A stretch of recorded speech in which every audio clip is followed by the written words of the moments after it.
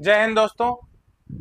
Teachers academy के live class में आप सबका स्वागत है। आप सभी लोग क्लास से जुड़ जाइए, ज्यादा से ज्यादा संख्या में जुड़ जाइए, क्योंकि फिर से मैं कल की तरह जैसे बेहतरीन जो क्लास है आपने देखा होगा यूपी टेट का जो भी मैथ्स के क्वेश्चन करा रहे हैं सब आपके एग्जाम में आए हुए हैं। अब बहुत ही बढ़िया बढ़िया सभी क्वेश्चन है, ठीक है। तो आपको एक आधार मिलेगा। मैं ये नहीं कहता कि टोटल यही क्वेश्चन आपके एग्जाम में आएंगे, ठीक है ना, हूबहू यही आएंगे, लेकिन आपको आधार मिलेगा, ठीक है।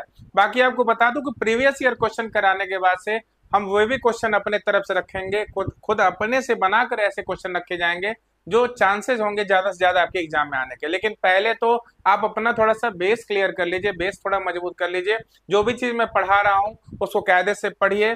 जो पहले आपके एग्जाम में आए हुए क्वेश्चन है उनको देखते हुए एक आधार मिलेगा, उसी हिसाब से आप भी घर पे तैयारी कर सकते हैं। बाकी जो हम पढ़ाएंगे उससे तो आपकी सारी चीजें बेहतर होंगी ही। तो चलिए चलते हैं आज की क्लास पे। चलिए देखते हैं सबसे पहला क्वेश्चन क्या है। तो सभी लोग फटाफट जुड़ जाइए क्लास से।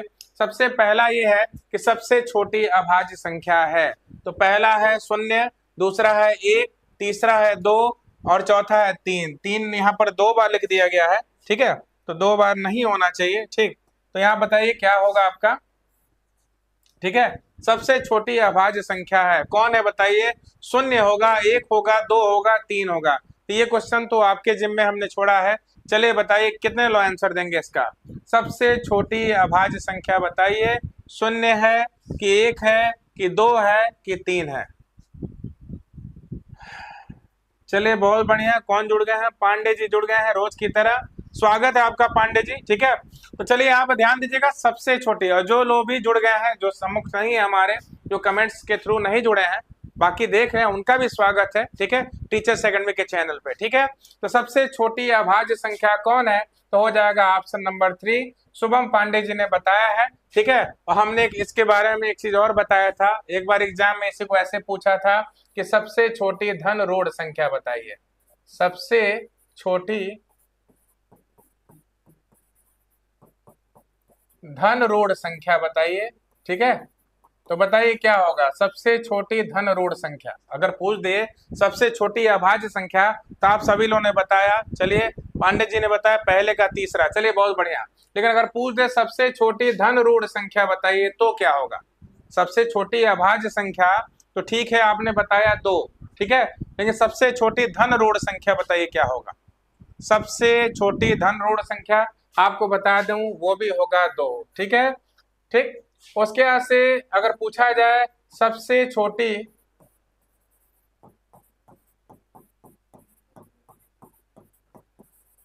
गैर शून्य अभाज्य संख्या, एक एग्जाम में ऐसे पूछा था, सबसे छोटी गैर शून्य अभाज्य संख्या वो भी क्या होगा बताइए दो, ठीक है। या तो पूछ देगा सबसे छोटी ऋण संख्या, सबसे छोटी ऋण संख्या वो भी होगा दो। तो आप लोग सोच रहे होंगे कि सबका आंसर दो क्यों है। सबका आंसर दो इसलिए है कि ये सारे के सारे नाम अभाज्य संख्या के ही है। किसके नाम है बताइए, अभाज्य संख्या के ही है। ऋण संख्या बोलो, चाहे गैर शून्य अभाज्य संख्या बोलिए, चाहे केवल ऋण संख्या बोलिए, ये सारे के सारे नाम किसके हैं बताइए, अभाज्य संख्या के ही है। तो आप सभी लोग समझ गए होंगे, ठीक है। ऋण संख्या अभाज्य को ही बोलते हैं। गैर शून्य क्यों बोला गया भाई, जो शून्य ना हो। आप जानते हैं कि दो शून्य ना ही है, ठीक है ना, तो जो शून्य ना हो और सबसे छोटा हो। ये बताइए 2, 3, 5, 7, 11। आप जानते हैं कि अभाज्य संख्या की शुरुआत होती है दो से, ठीक है, किससे होती है, दो से। और सारी की सारी संख्या गैर शून्य है, कहीं भी शून्य इसमें शामिल नहीं है। तो सबसे छोटी गैर शून्य अभाज्य संख्या भी दो हो गया। तो धन ऋण अगर पूछे तो धन ऋण देखिए इनका चिन्ह प्लस में ही होता है, तो धन ऋण इसीलिए बोला जाता है। और केवल ऋण भी बोल सकता है, ठीक है। एक और नाम आपको बता दो, अगर सबसे छोटी प्राथमिक संख्या बोले तो भी होता है दो। सबसे छोटी प्राथमिक संख्या अगर पूछ दे तो वो भी दो ही होता है। देखिए अभाज्य संख्या के क्या क्या नाम होते हैं आप सभी लोग समझ जाइए। अभाज्य संख्या कोई धन ऋण भी बोलते हैं, गैर शून्य अभाज्य संख्या भी बोल सकते हैं, ऋण संख्या बोल सकते हैं और प्राथमिक संख्या भी बोल सकते हैं। इसका नाम प्राथमिक संख्या भी होता है, ठीक है। तो आप सभी लोग अच्छी तरह समझ गए होंगे। देखिए पाई है एक विषम भिन्न, एक सम भिन्न, एक अभाज्य संख्या, एक अपरिमेय संख्या। बताइए क्या होगा। एक विषम भिन्न, एक सम भिन्न, एक अभाज्य संख्या और एक क्या है बताइए, अपरिमेय संख्या। इसका आंसर क्या होगा, पाई क्या है। अभी शुरुआत में थोड़ा सा क्वेश्चन आसान आसान है, और भी क्वेश्चन है इसमें, बढ़िया बढ़िया क्वेश्चन है, तो बाकी आप सभी लोग बताइए इसका आंसर क्या होगा। ठीक है, तो जैसा कि मैं बता दूं, विषम भिन्न किसे कहते हैं? विषम भिन्न कहते हैं अनुचित भिन्न को। किसको कहते हैं? अनुचित भिन्न को। तो अनुचित भिन्न क्या होता है बताइए? अनुचित भिन्न में जैसे अंश बड़ा होगा, हर क्या होगा? छोटा होगा। ठीक है। सम भिन्न किसे कहते हैं? सम भिन्न कहते हैं उचित भिन्न को। सम भिन्न किसे कहते हैं बताइए? उचित भिन्न को कहते हैं। उचित भिन्न में इसी को पलट दीजिए, अंश छोटा हो जाएगा, हर बड़ा हो जाएगा, तो ये उचित भिन्न है। ठीक है, तो पाई में इस तरह की कोई क्वालिटी है नहीं। अभाज्य संख्या जानते हैं जिनकी केवल दो गुणनखंड हो, 2, 3, 5, 7, तो अभाज्य संख्या से भी मैच नहीं करता, तो ना तो पहला होगा, ना तो दूसरा, ना तो तीसरा। इसका तो आप डायरेक्ट आंसर जानते हैं। डायरेक्ट आंसर क्या हो जाएगा? दूसरे का चौथा। तो पाई क्या है? एक अपरिमेय संख्या है। ठीक है, अब थोड़ा आप लोग बताइएगा कि अगर हम पूछते हैं यहाँ पे 2 पाई माइनस ई बाई 9 क्या होगा? परिमेय है कि अपरिमेय है? इसके बारे में बताइए। 2 पाई माइनस ई बटे 9। चलिए, आत्मजीत सिंह इन्होंने बताया है चौथा आंसर। चलिए बहुत बढ़िया, लेकिन ये थोड़े बताइए सभी लोग। बहुत बढ़िया सिंह साहब। तो 2 पाई माइनस ई बाई 9 क्या होगा? ये परिमेय है कि अपरिमेय है? इसके बारे में बताइए। 2 पाई माइनस ई बाई 9 ये परिमेय है कि अपरिमेय है? अब इसको कई लोग बोलते हैं पी बाई क्यू के रूप में, तो ऐसा नहीं। देखिए, इसको पी बाई क्यू के रूप में नहीं बोलना है, मैं आपको बता दे रहा हूं।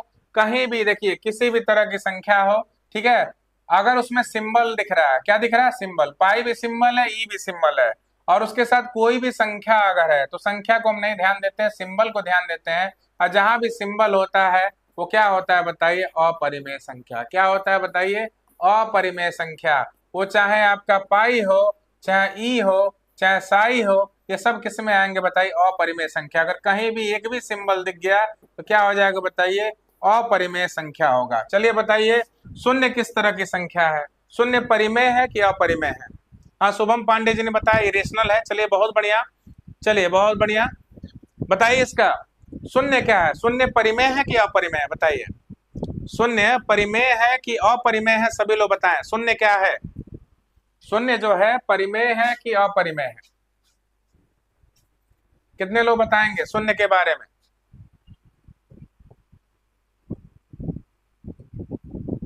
जैसा कि मैं आपको बता दूं, शून्य को हम 0/1 लिख सकते हैं, और आपने परिभाषा पढ़ा होगा, जिसको पी बाई क्यू के रूप में लिखा जा सके उसे हम क्या बोलते हैं? परिमेय संख्या। ठीक है, तो शून्य में भी हम नीचे 1 लगा सकते हैं, ये क्या होगा बताइए?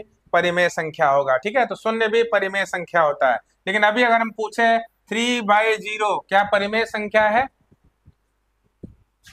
आत्मजीत सिंह ने बताया होल नंबर। ठीक है, तो हम होल नंबर नहीं पूछ रहे हैं। ठीक है, वो तो पूर्ण संख्या है, लेकिन वो पूर्ण संख्या किसके अंतर्गत आता है? परिमेय के ही अंतर्गत आएगा। ठीक है ना, वो परिमेय वाले खानदान से ही जुड़ा हुआ है पूर्ण संख्या। ठीक है ना, तो हम जब पूछ रहे हैं परिमेय अपरिमेय, ठीक है ना, तो चलिए, तो आत्मजीत सिंह ने बताया परिमेय। चलिए बहुत बढ़िया, इसका थोड़ा आप लोग बता दीजिए कि 3/0 क्या होगा? 3/0 परिमेय है कि अपरिमेय है? बताइए, 3/0 परिमेय है कि अपरिमेय है? चलिए, तो ध्यान दीजिएगा, 3/0 का मतलब होता है अपरिभाषित। क्या होता है बताइए? अपरिभाषित होता है। हमारे कहने का मतलब है जिसकी परिभाषा ही नहीं है, वो क्या परिमेय और क्या अपरिमेय, यानी जिसको हम परिभाषित ही नहीं कर सकते, उसको ना तो हम परिमेय बता सकते हैं, ना ही अपरिमेय बता सकते हैं। मतलब ऐसा समझिएगा, ईश्वर को हमने देखा ही नहीं है, तो हम कैसे बता सकते हैं कि ईश्वर का स्वरूप कैसा है? तो उसी तरह अगर इसको हम देख ही नहीं सकते, यह अपरिभाषित है, तो हम कैसे बता सकते हैं कि परिमेय है कि अपरिमेय है? नहीं, अपरिमेय नहीं होगा पांडे जी। आपको बता दें, ये एक बार हमसे एक बच्चे ने क्लास में पूछा था कि 3/0 क्या होता है, तो मैं आपको बता दूं कि 3/0 जो होता है अपरिभाषित होता है। ठीक है, और जो भी चीज हाँ इनफाइनाइट होता है, ठीक है, तो इनफाइनाइट है, जो बताइए अनंत है। अनंत का स्वरूप बता सकते हैं क्या? नहीं, ईश्वर जो है अनंत है, तो ईश्वर को किसी ने देखा नहीं है, तो कोई लोग मूर्ति बना देते हैं, कोई लोग मन ही मन पूजा करते हैं। कारण क्या है? ईश्वर का कोई स्वरूप नहीं है। क्यों? इसीलिए उनको अनंत मान लिया गया। जिसको देखा ही नहीं है ना, उसको हम क्या मान लेते हैं? अनंत मान लेते हैं। तो बताइए, अनंत मतलब हमने उसको देखा ही नहीं है, और जब देखे ही नहीं है तो कैसे बता पाएंगे? पी बाई क्यू के रूप में लिख सकते हैं चाहे नहीं लिख सकते हैं। जिसको पी बाई क्यू के रूप में लिख सकते हैं वो परिमेय है, जिसको नहीं लिख सकते हैं वो अपरिमेय है। आज इसको हम देखे ही नहीं है तो कैसे बता पाएंगे कि पी बाई क्यू के रूप में लिख सकते हैं कि नहीं लिख सकते हैं। तो इसीलिए आपको बता दूं कि 3/0 जो है वो क्या है, अपरिभाषित है, वो ना तो परिमेय होगा ना ही अपरिमेय होगा, उसके बारे में हम डिफाइन नहीं कर सकते। ठीक है, तो चलिए अब थोड़ा बताइए 22/7 क्या होगा। पाई को तो आपने अपरिमेय बता दिया, 22/7 क्या होगा। 22/7 के बारे में बताइए, 22/7 परिमेय है या अपरिमेय है, इसके बारे में बताइए कि 22/7 क्या होगा। चलिए फटाफट आंसर दीजिए भाई, ज्यादा सोचना नहीं है, बहुत सिंपल सिंपल से क्वेश्चन है। चलिए बताएं कितना लोग आंसर बताएंगे इसका। 22/7 क्या है, परिमेय है कि अपरिमेय है, फिर ठीक है ना, फटाफट आंसर दे, कोई दम नहीं इस तरह क्वेश्चन में। ठीक है, सभी लोग बताएं। पाई जो होता है अपरिमेय होता है, तो 22/7 क्या होता है, ये बच्चे अक्सर क्वेश्चन पूछा करते हैं। चलिए सभी लोग बताइए। तो चलिए हम बता देते हैं कि 22/7 जो होगा परिमेय होगा। 22/7 अगर क्वेश्चन में है तो क्या होगा, परिमेय होगा। लेकिन अगर पाई पूछता है तो पाई क्या होगा, अपरिमेय होगा। इसको लेकर अक्सर बच्चे कंफ्यूज रहते हैं इसको लेके कि सर चलिए पाई तो अपरिमेय है तो 22/7 क्या होगा। तो उसका हमने आपको सारा कॉन्सेप्ट क्लियर कर दिया कि चलिए ठीक है पांडे जी, आपने बताया 22/7 एक परिमेय संख्या है। चलिए तो कॉन्सेप्ट क्लियर कर दिया, पहले क्लियर कर दिया, किसी भी तरह का सिंबल दिखे, ठीक ना, तो वहां पे पाई का मान मत निकालने जाइए। पाई एक सिंबल है, जैसे सिंबल दिखे अपरिमेय है। ठीक है, और अगर जो भी पी बाई क्यू के रूप में दिखे वो क्या हो गया, परिमेय है। तो ऐसे ध्यान दीजिएगा। तो क्लियर हो गया होगा सबको। चलिए अब बढ़ते हैं अगले क्वेश्चन की तरफ, देखते हैं अगला क्वेश्चन क्या है। देखिए यहाँ पे पहली संख्या 350 को 20% बढ़ाकर पुनः 20% कम कर दिया जाए तो अंततः वृद्धि या कमी का प्रतिशत होगा। तीसरा नंबर जो क्वेश्चन है, चलिए बताइए क्या आंसर होगा। तीसरे नंबर वाले का क्या आंसर होगा कि संख्या 350 को पहले 20% बढ़ाया गया, फिर 20% कम कर दिया गया, तो अंततः वृद्धि या कमी का प्रतिशत क्या होगा। तो चलिए फटाफट बताइए कितने लोग इसका आंसर बताएंगे कि संख्या 350 को पहले 20% बढ़ाया गया, 20% कम किया गया, टोटल मिला के वृद्धि होगी कि कमी होगी। तो चलिए आपको बता देते हैं।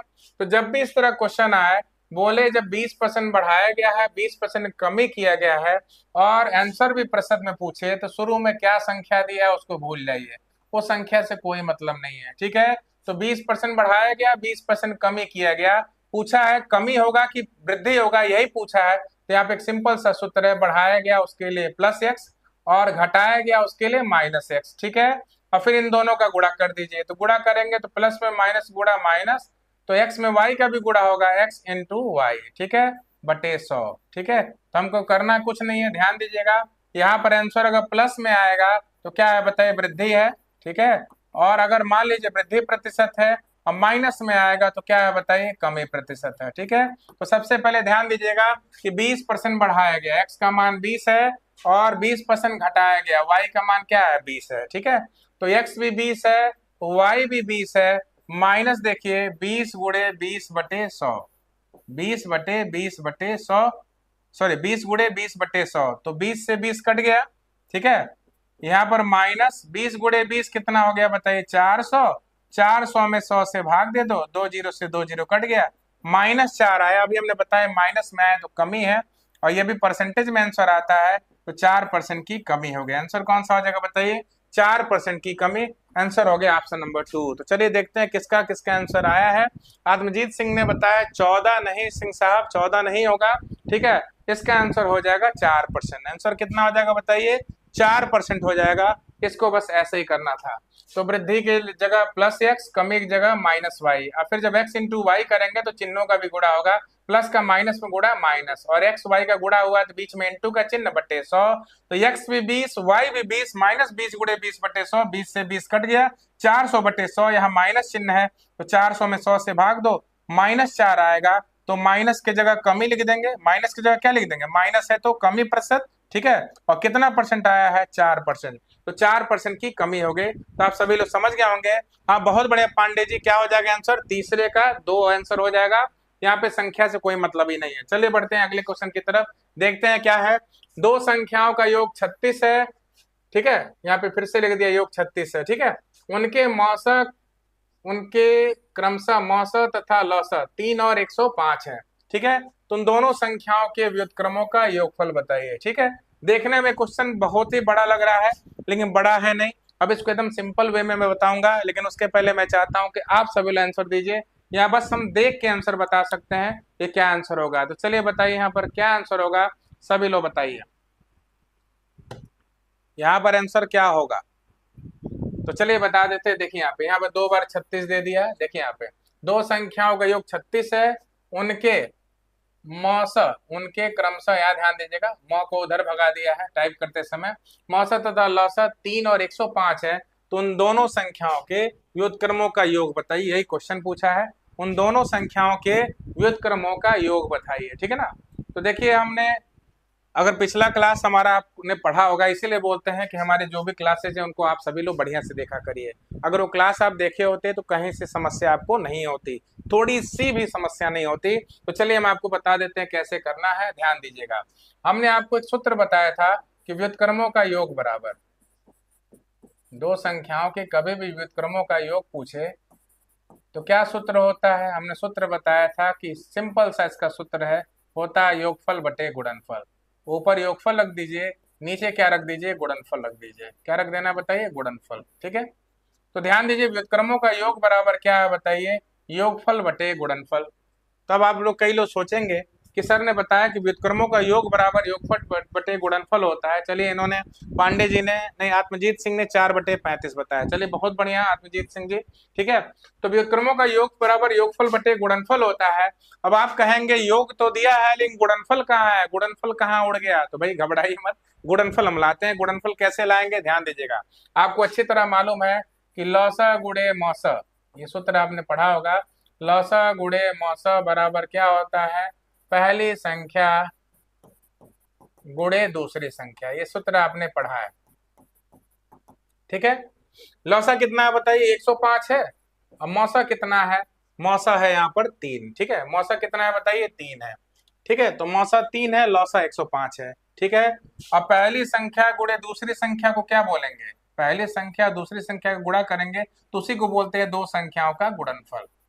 उसी को क्या बोलते हैं, दो संख्याओं का गुणनफल, ठीक। तो आप लोग ढूंढ रहे थे ना गुणनफल कहाँ है, तो उन दोनों संख्याओं का गुणनफल आ गया, कितना हुआ, 105 गुणे 3। तो आपका मन करे तो गुणा कर दीजिए, नहीं तो वैसे रहने दीजिए। जब यहीं पर रखना है तो यहीं सीधे ऐसे ही लेते आते हैं, ठीक है। तो लौसा गुणे मौसा जो होता है दो संख्याओं के गुणनफल के बराबर होता है। ये नियम आप सभी लोगों ने पढ़ा है, ठीक है। तो दो संख्याओं का गुणनफल आ गया, तो योगफल की जगह योगफल रखते हैं 36, और गुणनफल की जगह गुणनफल रखते हैं। गुणनफल कितना है बताइए, 105 गुणे कितना है, 3 है। तो 3 से हम 36 को काटते हैं, कितना हुआ बताइए, 12 हो गया, ठीक है। फिर 12 और 105 को 3 से काटिए, 3 चौको 12, 3 त्रिके 9, 3 पचे 15, आंसर आ गया 4/35। आंसर कितना आ गया, 4/35, यानी हो जाएगा आपका ऑप्शन नंबर 3। आंसर कौन सा हो जाएगा, ऑप्शन नंबर 3 हो जाएगा। तो बहुत बढ़िया, पांडे जी ने भी बताया ऑप्शन नंबर 3, और आत्मजीत सिंह आपने भी बताया है क्या, 4/35। चलिए बहुत बढ़िया, बहुत ही लाजवाब, बहुत अच्छा कर रहे हैं बाकी। और लेकिन आपसे बता दूं कि जो बाकी लोग हैं वो लोग भी भाई प्रयास करें, ठीक है। गलती हो जाती है भाई, गलती इंसान से होती है, तो घबराने की जरूरत नहीं है। तो आप सभी लोग देखिए, गलती के डर से, देखिए आपको बता दें, छोटा बच्चा आप कभी देखे होंगे कि जब चलना सीखता है तो क्या होता है, कई बार गिरता है। अब गिरने के डर से क्या वो चलना छोड़ दे, नहीं, ऐसा होता ही नहीं। वो बार बार गिरता है, उठता है, गिरता है, उठता है, आखिर देखिए चलना शुरू हो जाता है। तो उसी तरह होता है, गलतियां स्वाभाविक सी चीज है, गलती हो रही है, घबराने की जरूरत नहीं है। गलत सही कुछ भी आंसर दीजिए, प्रैक्टिस करेंगे, आपका स्पीड मेंटेन होगा। एग्जाम में स्पीड ही चाहिए, ठीक ना। आप सोच रहे हो आंसर क्या दे, जब गलत ही देंगे, अरे गलत सही करते करते एक दिन आप ही सही आंसर देने लगेंगे, तो उससे घबराने की जरूरत नहीं है, ठीक है। तो चलिए बढ़ते हैं अगले क्वेश्चन की तरफ, देखते हैं अगला क्वेश्चन क्या है। देखिए, एक आयताकार बाग जिसकी लंबाई उसकी चौड़ाई से 4 मीटर अधिक है का अर्ध परिमाप 36 मीटर है, बाग की लंबाई वाली भुजा की माप बताइए, ठीक है। तो ध्यान दीजिएगा यहाँ पे कि ये बताइए अर्ध परिमाप क्या होता है। अगर हम बात करें किसकी, अगर परिमाप की बात करें, किसकी बात करें, अगर यहाँ पर आयताकार बाग का परिमाप की बात करें तो परिमाप का सूत्र क्या होगा बताइए, 2 गुणे लंबाई धन चौड़ाई, ठीक है। 2 गुणे लंबाई धन चौड़ाई, ठीक है। और अर्ध परिमाप यानी परिमाप का आधा, ठीक है। अगर परिमाप का आधा निकालेंगे तो उसी को बोलते हैं अर्ध परिमाप। तो 2 से 2 कट गया, परिमाप बटे 2 मतलब क्या हुआ, यानी हमको अर्ध परिमाप मिल गया। 2 से भाग देने पर आधा होता है ना, तो अर्ध परिमाप कितना हो गया बताइए? अर्ध परिमाप हो गया L प्लस बी। ठीक है, और L प्लस बी का वैल्यू दिया है, कितना दिया है? 36। यानी कि अर्ध परिमाप पहले से दिया है, तो L प्लस बी बराबर कितना है बताइए? 36 है।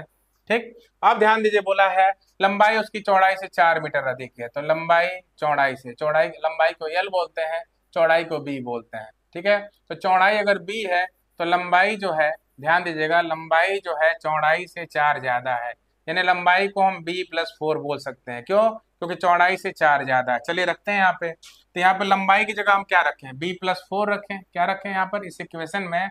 B प्लस 4 प्लस B बराबर कितना? 36।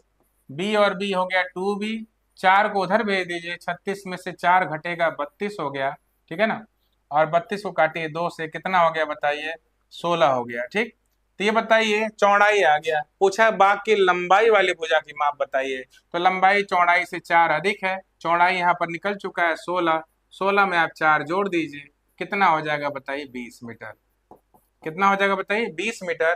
तो आंसर हो गया आपका ऑप्शन नंबर 1। तो पांचवे का आंसर आपने देखा, ऑप्शन नंबर 1 हो गया। किसका किसका आ गया है? शुभम पांडे जी के आंसर पांचवे का 1 नहीं, 16 नहीं होगा। ठीक है, आत्मजीत सिंह का 20 आ गया। चलिए बहुत बढ़िया, आप सभी लोग अच्छी तरह समझ गए होंगे। तो क्या बता रहे थे हम यहाँ पे? एक आयताकार भाग जिसकी लंबाई उसकी चौड़ाई से 4 अधिक है, तो चौड़ाई अगर B है तो उससे 4 अधिक है, कौन है? यल, लंबाई। तो यल बराबर B प्लस 4 लिख सकते हैं। ठीक है, अर्ध परिमाप दिया 36 मीटर, तो परिमाप का सूत्र होता है 2 इंटू एल प्लस बी। अगर 2 से भाग दे दे तो अर्ध परिमाप निकल जाएगा, तो परिमाप से 2 से भाग दिया, अर्ध परिमाप निकल गया, 2 से 2 कट गया, अर्ध परिमाप कितना है? L plus B.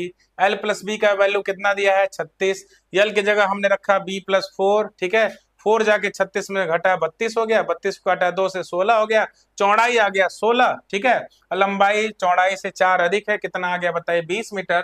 तो पांचवें नंबर वाले क्वेश्चन का आंसर आ गया आपका ऑप्शन नंबर 1। ठीक है, चलिए बढ़ते हैं अगले क्वेश्चन की तरफ। बहुत बढ़िया आत्मजीत सिंह जी और शुभम पांडे, आप बहुत बढ़िया, आप सभी लोगों ने, पांडे जी आपने भी बहुत बढ़िया बताया, आप तो कई दिनों से अच्छा प्रयास कर रहे हैं। ठीक है, तो देखते हैं, राजधानी एक्सप्रेस एक स्टेशन से 7:29 PM से चलकर अगले गंतव्य स्थान पर 17 घंटे 42 मिनट के पश्चात पहुंचती है, अगले गंतव्य पर पहुंचने का समय बताइए। तो ये तो बहुत सिंपल सा क्वेश्चन है। छठा क्वेश्चन सभी लोग बताइए, यहाँ बताइए सभी लोग कि राजधानी एक्सप्रेस एक स्टेशन से, अब ये नहीं बता पाएंगे तो कोई मतलब ही नहीं। इस क्वेश्चन का आंसर तो सभी लोग दे सकते हैं भाई। राजधानी एक्सप्रेस एक स्टेशन से 7:29 PM से चलकर अगले गंतव्य स्थान पर कितने बजे? 17 घंटे 42 मिनट के पश्चात पहुंचती है, तो अगले गंतव्य पर पहुंचने का समय बताइए। 17 कट गया है, ध्यान दीजिए, शायद लग रहा है 17 दिख रहा है कि नहीं दिख रहा है आप लोग को? ठीक है, यहाँ देखिए, यहाँ पर क्या है आपको बता दें, यहाँ पर है, यहाँ पर 17 घंटे 42 मिनट है। अगर यहाँ पर 17 कट गया तो यहाँ देख लीजिए कब पहुंचती है? 17 घंटे 42 मिनट बाद। तो कितने लोग आंसर देंगे इसका? सभी लोग बताएं।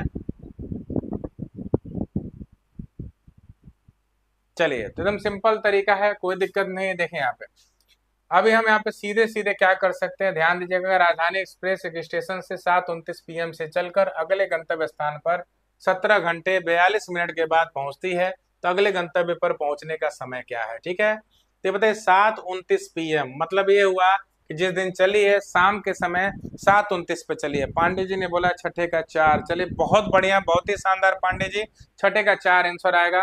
तो देखिए हम आपको बता दें कि 7:29 से अगर 12 घंटे बाद अगर जाएंगे, ठीक है, तो आप जानते हैं 12 घंटे बाद समय वही रहता है, तो 12 घंटा अगर जोड़ दो तो रहेगा 7:29 ही। कितना रहेगा? 7:29, बस PM बदल जाएगा किसमें? AM में। किसमें बदल जाएगा? AM में। यानी कि शाम के 7:29 से कहाँ हम पहुंच गए? अगले दिन सुबह का 7:29। ठीक है, तो ये बताइए हमको कितना घंटा पश्चात पहुंचना था? 12 घंटे 42 मिनट बाद। तो 12 घंटे 42 मिनट में से हमने 12 घंटा ले लिया है, कितना घंटा आगे हम पहुंच गए हैं? 12 घंटा आगे पहुंच गए हैं, यानी 7:29 पे। और 17 घंटे 42 मिनट में से अगर 12 घंटा निकाल दे तो अभी कितना घंटा और जोड़ना बाकी है? 5 घंटा 42 मिनट जोड़ना बाकी है। ठीक है, तो हम क्या करते हैं, देखिए घंटे में घंटा जोड़ देते हैं, मिनट में मिनट जोड़ देते हैं। चलिए जोड़ते हैं। ठीक है, तो 7:29 सुबह का है। ठीक है, अब जोड़ते हैं, देखिए 9 2 11, 4 2 6 और 1 7। ठीक है, और 7 5 कितना हो गया बताइए? 12। ठीक, लेकिन यह ध्यान दीजिएगा कि मिनट कभी भी 60 से अधिक नहीं होना चाहिए। ठीक है ना, तो 71 को हम क्या ले सकते हैं, 60 प्लस 11 ले सकते हैं। क्या ले सकते हैं बताइए, 60 प्लस 11, ठीक है। क्योंकि 60 मिनट 1 घंटा बन के बगल में चला जाएगा, तो 60 मिनट जो है 1 घंटा बन के जब बगल में जाएगा तो 12 और 1 कितना हो गया बताइए, 13। और 60 जब निकल गया तो यहाँ क्या बचेगा, 11। तो 13 बज के 11 मिनट, और 13 11 आप जानते हैं दोपहर का समय होता है, तो यहाँ पीएम होगा। और 13 कितने बजे को हम बोलते हैं, 1 बजे को बोलते हैं, ठीक है ना। 1 बज के 11 मिनट ये पीएम हो जाएगा, यहाँ पीएम नहीं लगाते हैं। 13 11 है तो वैसे पीएम है, ठीक है ना। तो 13 को हम 1 बोलते हैं, यानी कि वो कब पहुंची ट्रेन बताइए, 1 बज के 11 मिनट पे। कब पहुंची, 1 बज के 11 मिनट पे। तो किसका किसका आंसर सही है, पांडे जी का आंसर सही है, छठे का चौथा, ठीक है। तो चलिए एक बार और बता देते हैं, आप अच्छी तरह जानते हैं किसी भी समय से आपको बता दें कि 12 घंटे बाद जाओगे तो टाइम वही होगा, बस फर्क क्या होगा, पीएम एएम में बदल जाता है। अगर शाम है तो सुबह हो जाएगा, सुबह है तो शाम हो जाएगा, ठीक है। ये हो गया। तो ये बताइए, हमने 17 घंटे 42 मिनट में से 12 घंटा आगे बढ़ा दिया, ठीक है। तो बचा कितना घंटा, 5 घंटा 42 मिनट और बचा 17 घंटे 42 मिनट में से। तो 5 घंटे 42 मिनट और जोड़ लिया, तो यहाँ 71 मिनट और यहाँ पे 12। तो कभी भी मिनट 60 से अधिक नहीं होना चाहिए। तो 60 से कितना अधिक है, 11 अधिक है। 60 मिनट 1 घंटा बन के बगल में चला जाएगा, तो 1 घंटा जब जाएगा 12 से जुड़ेगा तो 13 घंटा हो गया, और यहाँ बचा केवल 11। तो 13 बज के 11 मिनट, 13 दोपहर में, रेलवे की घड़ी से 13 आप जानते हैं 1 बजे को बोलते हैं, वो भी दोपहर का होता है। तो बताइए 1 बज के 11 मिनट, और ये पीएम हो गया। देखिए कई लोग यहाँ पे 1 11 एएम भी दिया है, कई लोग एएम पे टिक लगा देंगे, लेकिन एएम नहीं होगा। आंसर क्या होगा बताइए, चौथा। तो ये ध्यान देना पड़ेगा, अक्सर एग्जाम में इस वजह से कुछ गलतियां हो जाती हैं, ठीक है। तो चलिए बढ़ते हैं अगले क्वेश्चन की तरफ, देखते हैं अगला क्वेश्चन क्या है। तो ऐसे सारे के सारे क्वेश्चन बहुत बेहतरीन है। देखिए परिसर पूछा है यहाँ पे, परिसर, और लगभग हर एग्जाम में पूछता है। 7वें नंबर जो क्वेश्चन जो है इसका हर एग्जाम में पूछता है कि परिसर बताइए। ये तो बच्चा बच्चा भी बता सकता है, परिसर बहुत आसान होता है। चलिए बताइए परिसर का सूत्र क्या होता है, सभी लोग बताएं। परिसर कैसे निकालते हैं, परिसर अगर निकालना हो तो कैसे निकालते हैं, परिसर बहुत इजी वे में होता है। चलिए बताइए कैसे परिसर निकाला जाता है। परिसर मतलब होता है रेंज। परिसर मतलब क्या होता है, रेंज। आप अक्सर कहते नहीं है कि हमारे मोबाइल की रेंज कहाँ है, तो रेंज का मतलब क्या है, जहां से शुरू हुई जहां तक गई वो दूरी आप निकाल दो, वही रेंज हो गया, उसी को बोलते हैं परिसर। चलिए ठीक है, तो हम आपको बता देते हैं परिसर किसे बोलते हैं। तो परिसर बोलिए, चाहे परास बोलिए, चाहे रेंज बोलिए, ठीक है। परिसर बोलिए, चाहे परास कहिए, चाहे कभी कभी हिंदी में बोल देता है रेंज निकालिए, बात एक ही है। तो सूत्र क्या होता है बताइए, सूत्र होता है उच्चतम सीमा माइनस निम्नतम सीमा, ठीक है। तो उच्चतम सीमा निम्नतम सीमा से क्या मतलब है आपको हम बता देते हैं। चलिए आत्मजीत सिंह ने बता दिया 31 आंसर। चलिए बहुत बढ़िया आत्मजीत सिंह। तो आपको बता दें उच्चतम सीमा क्या होता है, सबसे बड़ी संख्या, और निम्नतम सीमा क्या होता है, सबसे छोटी संख्या। तो देखिए 31 41 28 54, 54 से बड़ा कोई है नहीं, 54 से कोई बड़ा नहीं है। तो सबसे बड़ी संख्या इस आंकड़े में 54 है, उसी को बोलेंगे उच्चतम सीमा। सबसे बड़ी वाली संख्या को उच्चतम सीमा बोलेंगे। और सबसे छोटी वाली संख्या देख लेते हैं, तो सबसे छोटा कौन है, देखिए यहाँ पे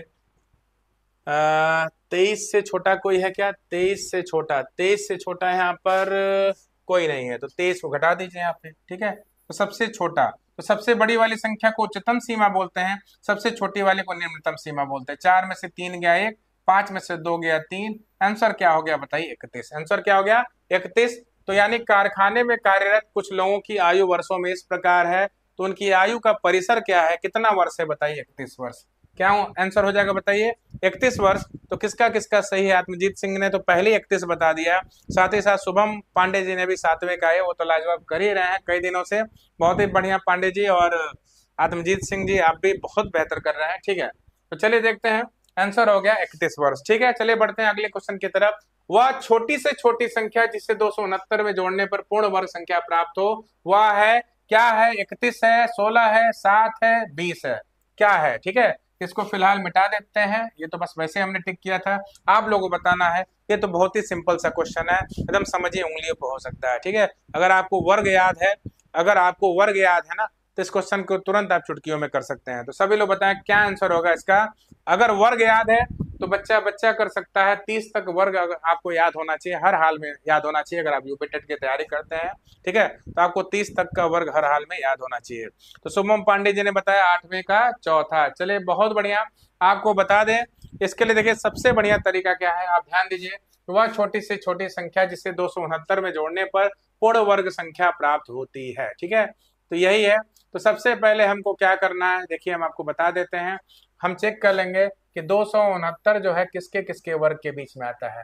तो बताइए 269 जो होता है 16 का वर्ग, ठीक है, और बताइए 17 का वर्ग। अगर याद है तो आप तुरंत ऐसे कर सकते हैं, देखिए तो 16 का वर्ग और 17 के वर्ग के बीच में आता है, तो 16 का वर्ग कितना हो गया बताइए 256, ठीक है, और 17 का वर्ग अगर पूछा जाए तो क्या होगा बताइए 289। 17 का वर्ग कितना हो गया बताइए 289, ठीक है। अब पूछा है कि उस छोटी से छोटी संख्या मैंने 269 में हम क्या जोड़ दें कि पूर्ण वर्ग हो जाए, ठीक है। अगर पूछता क्या घटा दे कि पूर्ण वर्ग हो जाए तो हम क्या करते हैं 269 और 256 का अंतर लेते हैं, ठीक है। तो घटाना पूछता है तो बताइए क्या होता है, 9 में से 6 गया 3, 6 में से 5 गया 1, ठीक है। अगर पूछता क्या घटा दे तो पूर्ण वर्ग हो जाए, तो 269 में से अगर 13 घटा देते तो 216 मिल जाता, पूर्ण वर्ग हो जाता, किसका वर्ग मिल जाता 16 का। लेकिन यहाँ पर क्या घटाने के लिए नहीं बोला, बोला क्या जोड़ दे। तो हम देखेंगे जब भी पूछे क्या जोड़ दे, यानी संख्या से हमको बड़ी संख्या चाहिए, 269 से बड़ी संख्या कौन है बताइए 279। अगर हमको 269 से 279 बनाना है तो कितना जोड़ना होगा, हमको जोड़ना होगा 20। अगर हम 20 जोड़ देंगे तो 289 हो जाएगा, ये पूर्ण वर्ग संख्या हो जाएगा, किसका वर्ग हो जाएगा 17 का वर्ग। तो आंसर हो गया हमारा 4, ठीक है। तो अगर आपको वर्ग याद है तो खूब बढ़िया से कर सकते हैं, ठीक है, आप सभी को समझ में आ गया होगा, ठीक है। चलिए बढ़ते हैं अगले क्वेश्चन की तरफ, देखते हैं अगला क्वेश्चन क्या है। यदि किसी बस की चाल इसके सामान्य चाल से 5 किलोमीटर प्रति घंटा अधिक कर दिया जाए तो वह 300 किलोमीटर की यात्रा तय करने में कितना 2 घंटे कम समय लेती है, बस की सामान्य चाल है, यही पूछा है। तो सबसे पहले ध्यान दीजिएगा, इसको अगर आप करेंगे विधिवत तो टाइम लेगा। इस क्वेश्चन को ऑप्शन में देखिए देखते देखते कर लेना है, ऑप्शन से क्वेश्चन हो जाएगा, ठीक है। तो कैसे होगा सभी लोग बताइए, पहले तो आप सभी लोग ट्राई करिए, ठीक है, हम तो अपने बताएंगे ही, तो पहले आप सभी लोग ट्राई करें क्या आंसर होगा इसका। पूछा है यदि किसी बस की चाल इसके सामान्य चाल से, मतलब जिस चाल से वो चल रहा था, हमने 5 किलोमीटर प्रति घंटा स्पीड बढ़ा दिया, ठीक है, तो यह 300 किलोमीटर की यात्रा तय करने में 2 घंटे कम समय लेती है, बस की सामान्य चाल क्या है, यानी बस पहले किस चाल से चलती थी, ये पूछा जा रहा है। आत्मजीत सिंह जी ने बताया 25। चलिए बहुत बढ़िया, देखिए यहाँ पे आपको एकदम सिंपल तरीके से इसको बताएंगे, ऑप्शन से एकदम क्वेश्चन हो जाएगा। ये बताइए कि सामान्य चाल क्या है, ये पूछा है, तो सामान्य चाल क्या होगा, या तो 25 होगा, या तो 30 होगा, या तो 45 होगा, या तो इनमें से कोई नहीं भी हो सकता है, ठीक है। लेकिन फिलहाल में इस तरह क्वेश्चन में इनमें से कोई नहीं बहुत कम देता है, और नहीं मिलेगा तीनों तो इनमें से कोई नहीं होगा, ठीक है। तो सबसे पहले जान लीजिए कि बताइए दूरी 300 किलोमीटर है, दूरी ना घटाया गया है ना बढ़ाया गया है। पहले सामान्य चाल से चले तब भी 300 किलोमीटर चल रहा था, और स्पीड अगर 5 किलोमीटर प्रति घंटा बढ़ा दे तब भी वो कितना किलोमीटर चल रहा था, 300 किलोमीटर ही चल रहा था, ठीक है। तो ये बोलिए यहाँ पे पूछा है 2 घंटे कम समय लेते हैं, कितना समय लगता है 2 घंटे कम समय, कब, जब स्पीड बढ़ा दिया गया। तो एक काम करते हैं, ये बताइए अगर हमको समय निकालना है तो समय बराबर क्या होता है दूरी बटे चाल। तो पहले हम मान लेते हैं कि सामान्य चाल 25 है, ठीक है, और 300 दूरी है। अगर इसमें हम 25 से भाग दे दें, मान ले सामान्य चाल 25 है तो देखते हैं कितना घंटा समय लगता है। तो 25 से कम 25 और 25 दूनी 50, तो पहले कितना घंटा समय लग रहा था 12 घंटा समय लग रहा था। यानी 300 किलोमीटर अगर 25 किलोमीटर प्रति घंटा के सामान्य चाल से चला जाए तो समय बराबर दूरी बटे चाल, कितना घंटा लगा समय 12 घंटा। फिर क्या बोला है, चाल को 5 किलोमीटर प्रति घंटा अधिक कर दिया जाए। ये बताइए दूरी वही 300 है, दूरी कितनी है वही 300 है, और चाल 25 है, उसको 5 किलोमीटर प्रति घंटा बढ़ा दिया गया। तो 25 में 5 जोड़ दो कितना हो गया 30 हो गया। तो 0 से 0 काट दीजिए, 3 से 30 कट जाएगा, कितने बार में 10 बार में, ठीक है। तो देखिए यहाँ पे साफ साफ जो क्वेश्चन में बोल रहा था यहाँ पर सटीक बैठ रहा है कि नहीं बैठ रहा है, ध्यान दीजिएगा। बोला किसी बस की चाल 5 किलोमीटर प्रति घंटा अधिक कर दिया गया तो उसको 2 घंटे कम समय लगते हैं, कितने घंटे कम समय लगते हैं 2 घंटे। तो देखिए यहाँ पहले 12 घंटा समय लगता था, यहाँ पर 10 घंटा समय लग रहा है, देखिए पहले से 2 घंटा कम समय लग रहा है, यानी कि यहाँ पर सामान्य चाल कौन हो गया, पहला वाला ही हो गया, कौन सा बताइए? 25 किलोमीटर प्रति घंटा।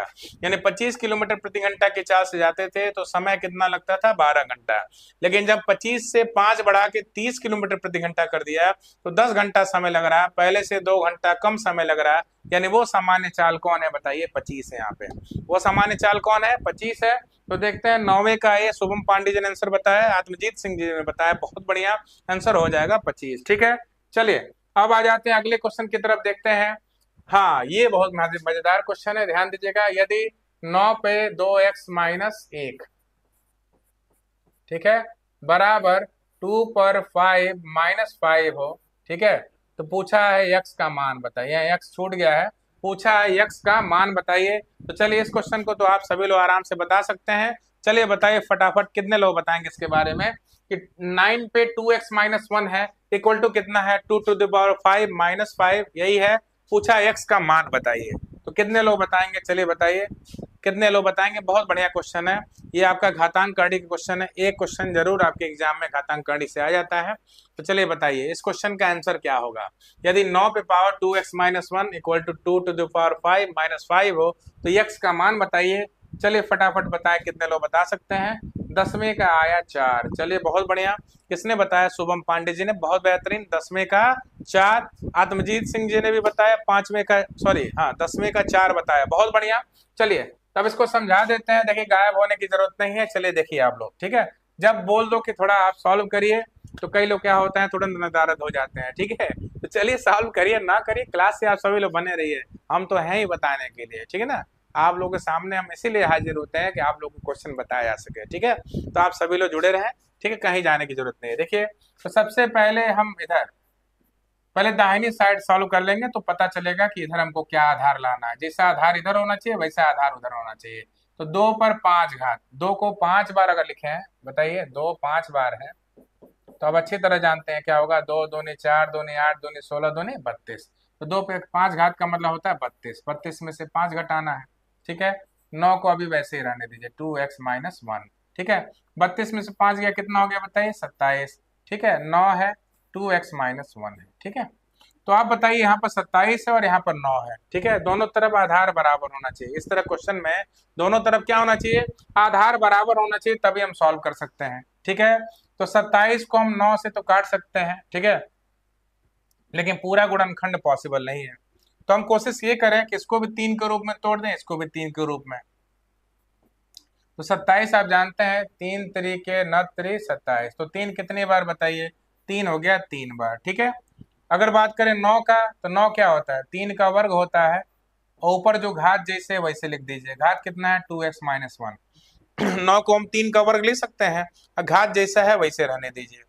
अब ध्यान दीजिएगा, घात पे घात होता है, दोनों का आपस में गुणा होता है, तो 2 दूनी 4x, यानी 3 पे घात कितना हो गया? 2 दूनी 4x, ठीक है। फिर 2 से गुणा 1 में करिए, 2 एकम 2, तो -2, ठीक है, बराबर कितना? 3 पर 3 घात, ठीक है। अगर आधार समान है तो आधार कैंसिल ही कर दो, लेकिन ध्यान दीजिएगा ये रियल तरीका नहीं होता है। आधार को हम कैंसिल नहीं करते हैं, लेकिन ट्रिक में सब कुछ चलता है, ट्रिक में सारी चीजें पॉसिबल है, ठीक है। तो आधार से आधार हमने कैंसिल कर दिया, तो घात घात के बराबर हो जाएगा। 4x-2 = 3, ठीक है। तो 4x = -2 उधर गया, 3 में जुड़ गया, 5 हो जाएगा, और x बराबर 4 यहाँ मल्टीप्लाई और इधर आएगा तो डिवाइड हो गया, आंसर हो जाएगा 5/4, ठीक है। तो आंसर कौन सा हो गया? 4th number. तो 10वें नंबर वाले क्वेश्चन का आंसर हो गया। तो चलिए बहुत बढ़िया, आपको ढेर सारी बधाइयां पांडे जी और आत्मजीत सिंह, आप सभी लोगों ने बहुत बढ़िया तरीके से आंसर दिया। आंसर हुआ 5/4, ठीक है। चलिए बढ़ते हैं आगे। किसी घनाभ के 3 संलग्न फलकों के पार्श्व पृष्ठ के क्षेत्रफल 7:10:14 के अनुपात में है, ठीक है। सबसे लंबी भुजा की लंबाई है यदि घनाभ का आयतन 350 सेंटीमीटर हो। तो चलिए बताइए, ये क्वेश्चन तो बहुत ही मजेदार है, ठीक है ना, यहाँ मजा आएगा। अभी को तो क्वेश्चन आया शानदार, ठीक है। तो चलिए इसका आंसर कितने लोग देते हैं, थोड़ा देखा जाए, इसका आंसर कितने लोग देते हैं? इस वाले क्वेश्चन का आंसर देखिए, किसी घनाभ के 3 संलग्न फलकों के पार्श्व पृष्ठ के क्षेत्रफल 7:10:14 के अनुपात में है। सबसे लंबी भुजा की लंबाई यदि घनाभ का आयतन 350 सेंटीमीटर हो। तो चलिए बताइए इसके बारे में।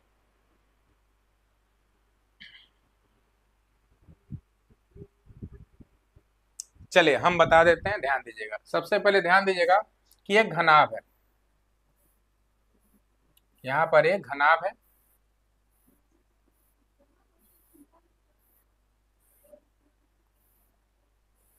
ये आप अच्छी तरह जानते हैं, ये एल बी होगा। ये क्या हो जाएगा बताइए, ये देखिए यल और इस चौड़ाई जो हो गया, क्योंकि पहले पूरा हम विद्युत बताते हैं। पहले हम साइड लिख लेते हैं सारे, ठीक है, तब आपको बताते हैं। देखिए आप, तो देखिए ये जो लंबाई होगा यल होगा, ये हो जाएगा बी हो जाएगा, और ये क्या हो जाएगा बताइए एच हो जाएगा, ठीक है। तो ध्यान दीजिएगा कि ये जो नीचे वाला जो पार्श्व पृष्ठ है, बात की है पार्श्व पृष्ठ के क्षेत्रफल, तो पार्श्व पृष्ठ कितने तरह के होंगे, एक तो फर्श हो गया, एक फर्श हो गया, एक इस साइड वाली दीवार हो गई, एक सामने वाली दीवार हो गई, ठीक है। तो अगर इस दीवार की अगर बात करें, ध्यान दीजिएगा, अगर हम फर्श की बात करें तो फर्श का क्षेत्रफल एल इंटू बी है, ठीक है, फर्श का क्षेत्रफल एल बी हो गया, ठीक है। और ध्यान दीजिएगा इस वाले दीवार का क्या हो गया बताइए, बी एच हो गया, ठीक है, क्या हो गया, बी एच हो गया, ठीक। और सामने वाली दीवार का क्या हो गया बताइए, एच एल हो गया, ठीक।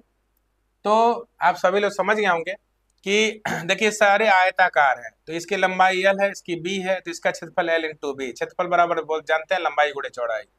इस दीवार की बात करें तो लंबाई का काम एच कर रहा है, चौड़ाई का काम बी कर रहा है, तो आयत का क्षेत्रफल बराबर क्या होता है, लंबाई गुणे चौड़ाई, तो बी एच हो गया, ठीक। अब सामने वाली दीवार, ये वाली जो दीवार है, ध्यान दीजिएगा, ये एच है और ये एल है, ये भी आयत है, तो आयत का क्षेत्रफल बराबर लंबाई गुणे चौड़ाई, तो यहाँ चौड़ाई का काम एच कर रहा है, तो एच एल हो गया, ठीक है। तो वही अनुपात दिया है, कितना दिया है बताइए, 7:10:14 दिया है, एल बी बी एच और एच एल का अनुपात कितना दिया है, 7:10:14 ये दिया है, ठीक है। चलिए अब ध्यान देते हैं। अब क्या पूछा है, सबसे लंबी भुजा की लंबाई बताइए यदि घनाभ का आयतन कितना है बताइए, 350 सेंटीमीटर स्क्वायर है, कितना है, 350 सेंटीमीटर स्क्वायर है। तो कैसे सॉल्व करेंगे, चलिए इसको हम बता देते हैं, ध्यान दीजिएगा। तो सबसे पहले ध्यान दीजिएगा, हम क्या करेंगे, एल बी को भी हम क्या मान लेते हैं, एल बी को भी मान लेते हैं 7x, बी एच को मान लेते हैं हम 10x, और एच एल को मान लेते हैं कितना बताइए, 14x। इन तीनों का हम गुणा करते हैं, तो चलिए तीनों गुणा करेंगे, तो L B into B H into H L, L 2 बार आएगा तो एल स्क्वायर, ठीक है, बी भी 2 बार आएगा तो बी स्क्वायर, ठीक है, एच कितनी बार आएगा, एच भी 2 बार आएगा तो एच स्क्वायर बराबर, ठीक है। यहाँ ध्यान दीजिए 7 × 10 × 14, 7 × 10 × 14, ठीक है, और एक्स भी 3 बार है तो एक्स क्यूब हो गया, कितना हो गया बताइए, एक्स क्यूब, ठीक। अब चलिए ध्यान देते हैं, यहाँ पे एक्स क्यूब हो गया, तो अब हम क्या करेंगे, एल बी एच है यहाँ पे, एल बी एच है, वर्ग को उधर भेजेंगे तो क्या हो जाएगा बताइए, वर्गमूल हो जाएगा, क्या हो जाएगा, वर्गमूल। तो 7 × 10 × 14 गुणे एक्स क्यूब, यही है, ठीक। एल बी एच की बात करते हैं, तो एल बी एच आयतन दिया हुआ है, कितना दिया है बताइए, आयतन दिया है 350, ठीक है। तो अभी हम करेंगे 7 × 10 × 14 गुणे एक्स पे 3 घात, ठीक। और इस रूट को उधर भेज देते हैं, तो रूट को उधर भेजेंगे तो वर्ग हो जाएगा, 350 कितनी बार हो जाएगा, 350 हो जाएगा 2 बार, ठीक है, 350 2 बार हो जाएगा, जानते हैं ना, रूट उधर जाएगा तो वर्ग में, देखिए वर्ग इधर आया तो वर्गमूल हो गया, फिर वर्गमूल उधर जाएगा तो वर्ग में बदल जाएगा, तो 7 × 10 × 14 गुणे एक्स क्यूब, यही है, ठीक। तो चलिए ध्यान देते हैं, 7 से काटते हैं, 7×5 = 35, 50 हो गया, ठीक है।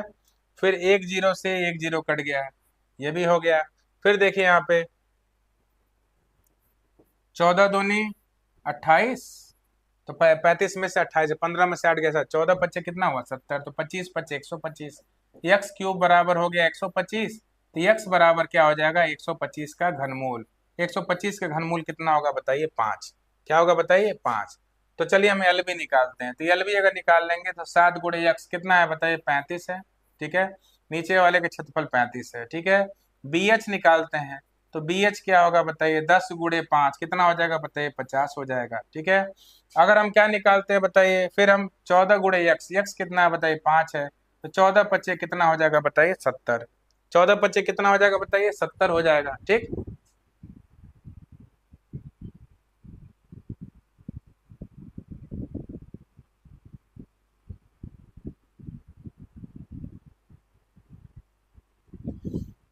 कैसा आयतन है, तो सेमी क्यूब बोला है आपने,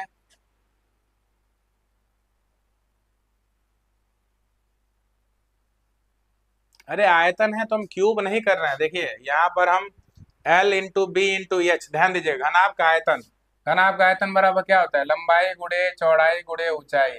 एल बी एच दिया है यहाँ पे, वही एल बी एच हमने रखा है, ठीक ना। और यहाँ पर हम आयतन नहीं ले रहे हैं, हमने क्या किया है, इनका आपस में गुणा किया। ध्यान दीजिएगा पांडे जी, इनका आपस में गुणा किया है। तो गुणा किया है, देखिए समीकरण एक, समीकरण दो, समीकरण तीन, तीनों का आपस में गुणा किया है। तो गुणा किया है तो एल इंटू एल क्या हो गया, L square, B into B क्या हुआ, B square, H into H क्या हुआ, एच स्क्वायर। और जो अनुपात है उनको हमने 7x, 10x और 14x मान लिया है। तो बायां पक्ष गुणा होगा तो दाहिना पक्ष भी गुणा होगा। अभी हम आयतन कहाँ ले रहे हैं, क्यूब वाली बात हो गई, ठीक ना। तो फिर हमने देखिए यहाँ पे स्क्वायर जानते हैं, तीनों पे स्क्वायर है तो एक ही स्क्वायर बोल सकते हैं ना। ध्यान दीजिएगा, इसको हम क्या बोल सकते हैं, L square B square H square को एल बी एच पे पूरे का स्क्वायर बोल सकते हैं कि नहीं बोल सकते हैं, बोल सकते हैं। तो वही स्क्वायर जब इधर चला है तो स्क्वायर रूट हो गया है। एल बी एच का मान यानी आयतन पहले से दिया है, हाँ यहाँ पर सेंटीमीटर क्यूब होना चाहिए। अच्छा यहाँ की बात आप बोल रहे हैं, ठीक ना, चलिए ठीक है। तो 350 सेंटीमीटर क्यूब हमने यहाँ पे 350 रख लिया। और यहाँ पर ध्यान दीजिएगा, फिर रूट जब उधर भेजेंगे तो वर्ग हो जाएगा। फिर सॉल्व किया तो एक्स का मान कितना आ गया, 5 आ गया। और यहाँ पे हर जगह हम जब 5 रखने गए तो फर्श का क्षेत्रफल 35, और ये बताइए सामने वाले दीवार का क्षेत्रफल 50, और इसका बताइए कितना है, 70। तो एक काम करिए, इसको तोड़ ही दीजिए। ध्यान दीजिएगा, 5 सत्ते 35, ठीक है, 5 दहा में 50, ठीक है। और यहाँ ध्यान दीजिएगा,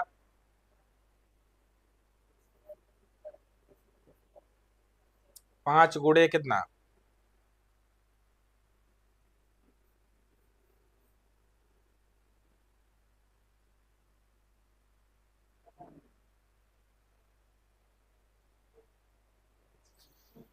चलिए तो सेंटीमीटर क्यूब वाला कोई समस्या है क्या।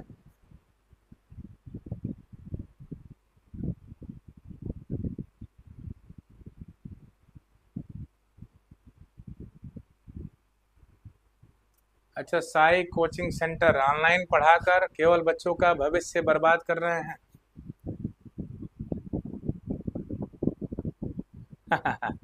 हाँ क्वालिफाई हुए हैं महोदय, बैंक की नौकरी हमने 2010 में ही छोड़ा हुआ है, ठीक है। तो क्वालिफाई हुए हैं, ठीक है। लेकिन चलिए कोई बात नहीं, आपने सुझाव दिया है बच्चों को, बहुत अच्छा लगा, ठीक है।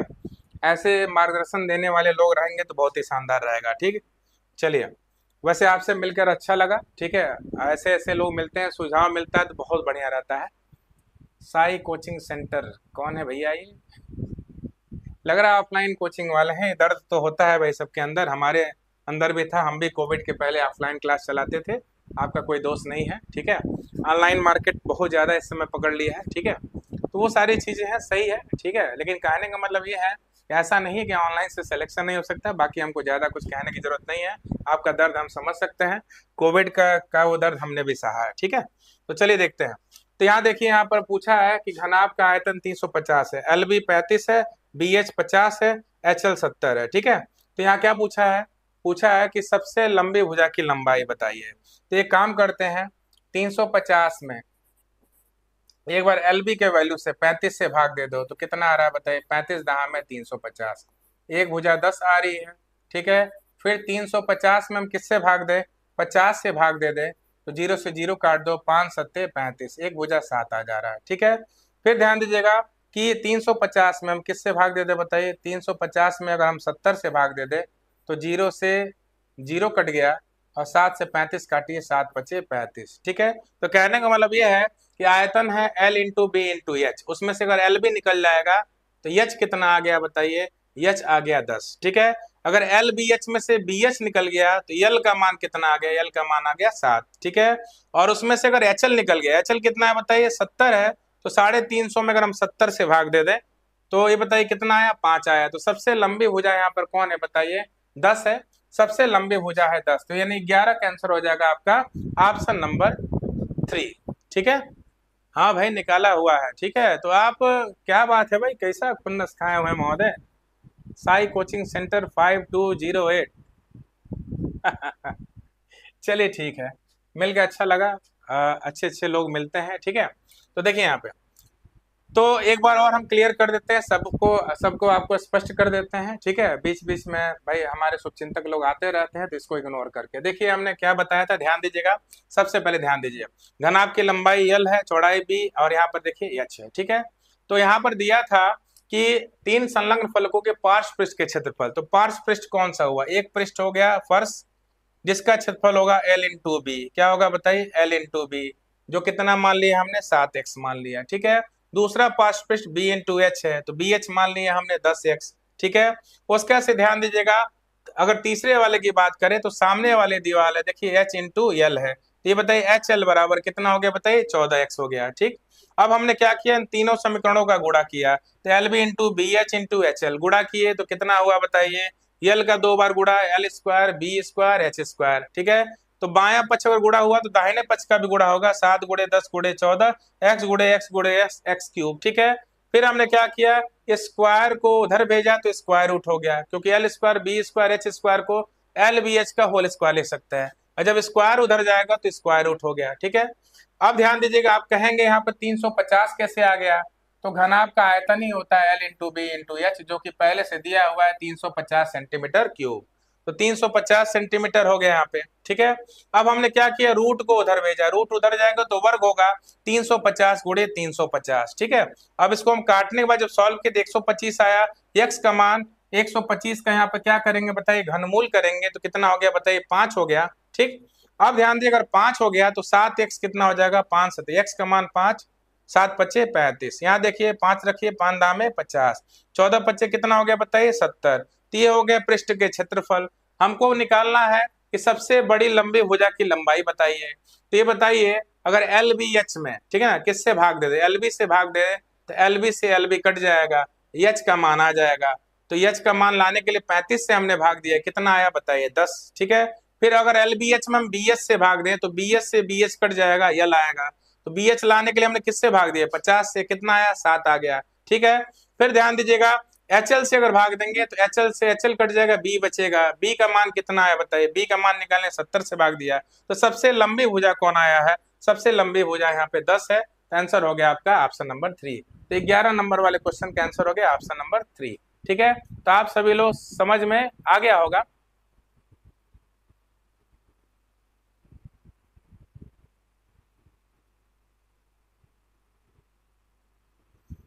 चलिए ठीक है, बहुत बढ़िया, चलिए बहुत अच्छा लगा भाई। बीएम सर तो बेस्ट ही हैं, बीएम सर बेस्ट में भी बेस्ट है, हम कहाँ मना करते हैं उनको, बहुत बढ़िया टीचर है, ठीक है, ठीक। और चलिए, हमको भाई यहाँ पे कोई चीज प्रूफ नहीं करना है, ना ही किसी हम स्वयंवर में आए हैं कि कौन होगा भाई राजा, ठीक है, किसका विवाह किससे होगा, ठीक है, तो वो सारी चीजें नहीं है। आप लग रहा है बहुत दुखी आत्मा लग रहा है। देखिए, तीन की तीन क्रमागत गुणज संख्याओं का योग 99 है, तो ये गुणज होंगे, ठीक है ना। कोई कोई क्वेश्चन बहुत बड़ा होता है, 11 नंबर वाला क्वेश्चन था जो बहुत बड़ा था, ठीक है। हमको अगर करना होता तुरंत हो गया होता, बच्चों को बताना है, ठीक है, तो इसीलिए एक्सप्लेन करके बताना पड़ा, ठीक है। तो चलिए, तीन की तीन क्रमागत गुणज संख्याओं का योग 99 है, तो ये गुणज होंगे। तो देखिए, इस तरह का क्वेश्चन अगर करना हो तो सबसे बढ़िया तरीका, अगर कोई भी संख्या 3 हो 5 हो 7 हो 11 हो, यानी गिनने में विषम हो, ठीक है, और बीच वाली संख्या निकालना है, तुरंत औसत निकाल दीजिए, ठीक है। बीच वाली संख्या निकालना है, तुरंत औसत निकाल दीजिए, ठीक है। तो देखिए, 99 में हम किससे भाग दे देंगे बताइए, 3 से, 3 तरीके 9, 3 तरीके 9, तो बीच वाली संख्या आ गया। तो तीन संख्याओं में अगर क्या आ गया, बीच वाली संख्या आ गया, तो बीच वाली संख्या कौन है बताइए 33, और वो भी बोला 3 का गुणज है, तो 3 का गुणज है, यानी कि हमको एक संख्या इससे 3 कम चाहिए और अगली संख्या 3 ज्यादा चाहिए, तो 33 से 3 कम कौन होगा बताइए 30, 33 से 3 अधिक कौन होगा बताइए 36 होगा, ठीक है। पूछा ये गुणज होंगे, तो ये गुणज कौन होंगे बताइए, 30 होगा, 33 होगा और 36 होगा। तो 12वें नंबर वाले क्वेश्चन का आंसर कौन सा हो गया बताइए, 12वें वाले का हो गया 30 33 36, जोड़ के देख लीजिए आप, 6 3 9, 3 3 6 3 9, तो आंसर क्या हो जाएगा बताइए 99। आंसर क्या हो जाएगा बताइए 99। तो शुभम पांडे जी ने बताया 12 का 1, आत्मजीत सिंह ने बताया है थर्ड, हाँ थर्ड सही है। चलिए, तो शुभम पांडे जी ने भी 12 का 3 बता दिया, तो आप सभी लोग समझ गएंगे। तो इस तरह क्वेश्चन जब भी करना हो, औसत निकालना है, सीधे इसमें योग में आप किससे भाग दीजिए, जितनी संख्या उससे भाग दीजिए, औसत निकल जाएगा, ठीक है। और कभी भी 3 से 5 से 7 से भाग देने पर जो औसत निकलता है, बीच वाली संख्या पता चलती है। तो बीच वाली संख्या कौन है 33, ठीक है। और ये बताइए, बीच वाली संख्या अगर 33 है तो उसके पहले वाली संख्या, उसके बाद वाली संख्या भी 3 की गुणज है, यानी 3 के पहाड़े माना चाहिए। तो ये बताइए 11 तिया 33, तो अगला 12 तिया 36 होना चाहिए, इसके पहले 10 तिया 30 होना चाहिए, यानी 3 × 10, 3 × 11, 3 × 12। तो क्या पूछा था, तीनों संख्या बताइए, तो 12 का हो जाएगा ऑप्शन नंबर 3। ठीक है, चलिए बढ़ते हैं अगले क्वेश्चन की तरफ। ठीक है, सीमा 1 घंटे में किताब का,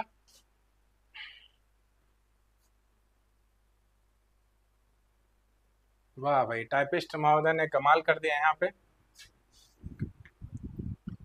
यहाँ पे गायब ही कर दिया। तो चलिए देख लेते हैं इसका क्या है बीच में आंकड़ा।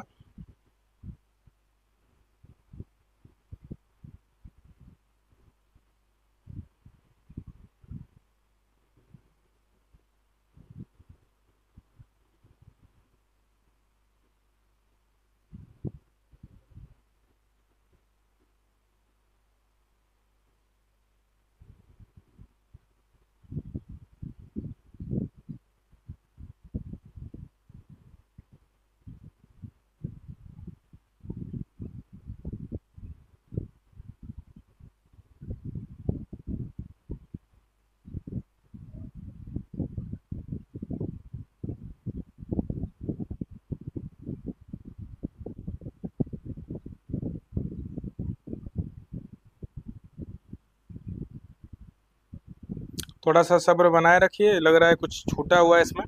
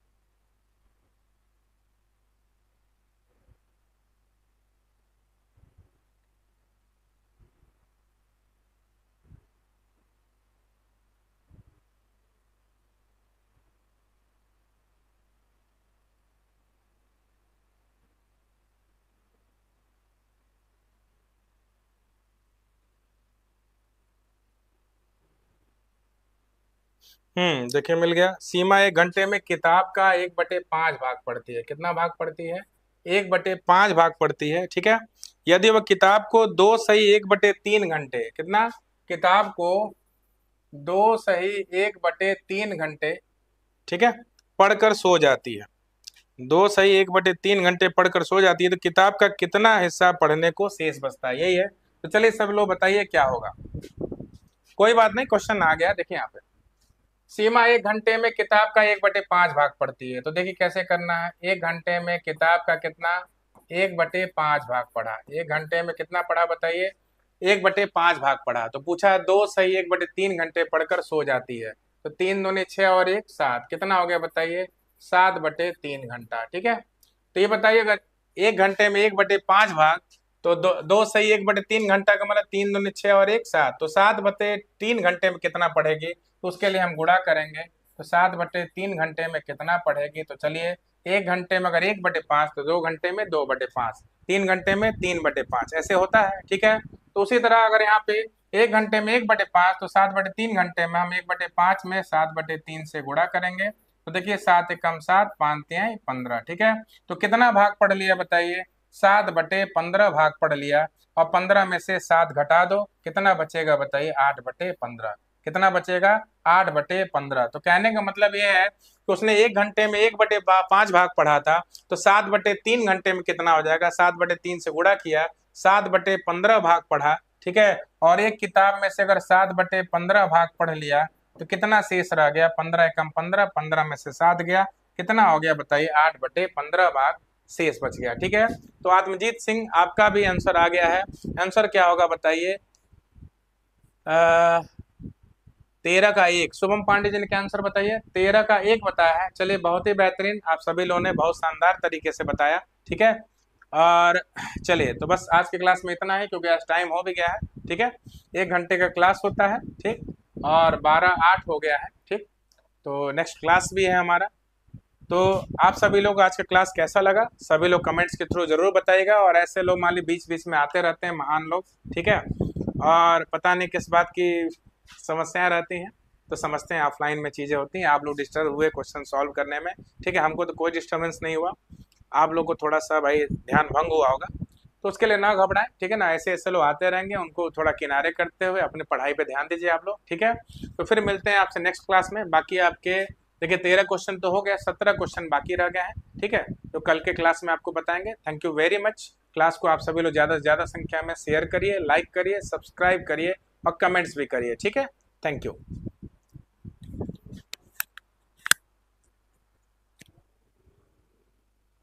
Thank you Shubham ji, thank you very much.